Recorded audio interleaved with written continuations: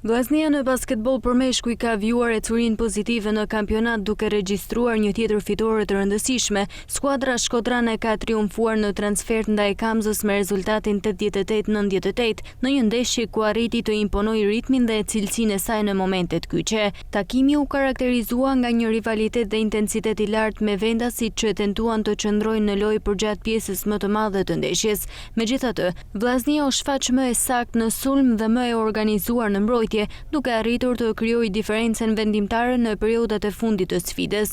Një rol vendimtar në këtë sukses pati Robert Qestani, i cili ishte edhe pikëshënuesi më i mirë i ekipit shkodran me 21 pikë të realizuara. Performancë të mirë zhvilloi edhe Klajdi Kiri, që kontriboi me 18 pikë, duke qenë një tjetër element kyç në lojën ofensive të Vllaznisë. Fal kësaj fitoreje, Vllaznia konsolidon pozitat e saj në renditje dhe konfirmon ambicjet për të qenë një nga ekipet pretendente deri në fund të këtij sezoni. Skuadra shkodrane po tregon stabilitet në rezultate dhe një formë të qëndrueshme, duke rritur besimin për ndeshjet në vijim. Trajneri Eni Llazani dhe stafi teknik janë të kënaqur me paraqitjen e skuadrës, e cila po arrin të menaxhojë si duhet ndeshjet jashtëfushe, një element kyç në garën për objektivat sezonal.